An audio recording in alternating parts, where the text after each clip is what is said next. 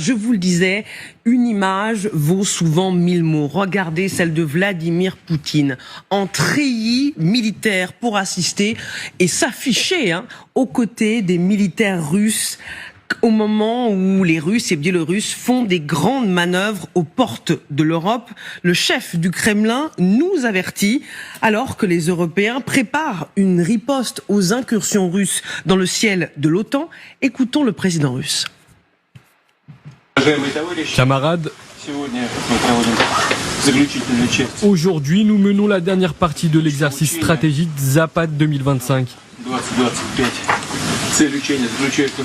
L'objectif de cet exercice est de mettre en place tous les éléments nécessaires à la protection de la souveraineté et de l'intégrité territoriale afin de défendre la Russie contre toute agression. L'événement se déroule sur 41 zones. 100 000 militaires y participent. Environ 10 000 systèmes d'armement et d'équipement seront utilisés.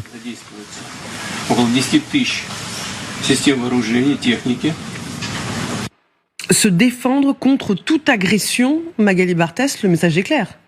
De toute manière, c'est toujours le but de ces exercices Zapad qui existent depuis l'Union soviétique. Où l'idée, c'est toujours, face à la menace d'une invasion ou d'une attaque de l'OTAN, être en mesure de se défendre. Et évidemment, Vladimir Poutine, donc, qui s'habille en treillis pour bien signifier à quel point il est un chef de guerre, veut faire passer le message, c'est toujours le même, au peuple russe, que ce n'est pas lui l'agresseur, mais que c'est bien la Russie qui est agressée par l'OTAN, qui sans cesse veut se rapprocher davantage de ses frontières.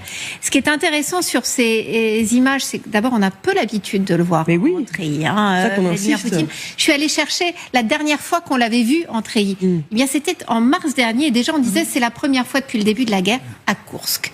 Et c'était intéressant de le voir en treillis pour dire nous avons regagné cette poche de Koursk qui, vous savez, avait été envahie par les Ukrainiens et donc Vladimir Poutine s'était mis en treillis pour bien signifier que les Russes avaient repris le contrôle. Et bien en fait là aujourd'hui on a un peu cette même idée. C'est vraiment c'est lui qui impose son calendrier, son agenda et voilà, rien ne change. Il continue. Ces exercices montrent l'extrême détermination finalement de la Russie, de Vladimir Poutine. Le fait de se mettre en scène, c'est vraiment un message à la Russie pour dire, en effet, la Russie est forte et ce n'est pas elle l'agresseur, mais c'est vraiment un message aussi au reste du monde, évidemment, aux Occidentaux, aux Américains, surtout aux membres de l'OTAN, évidemment.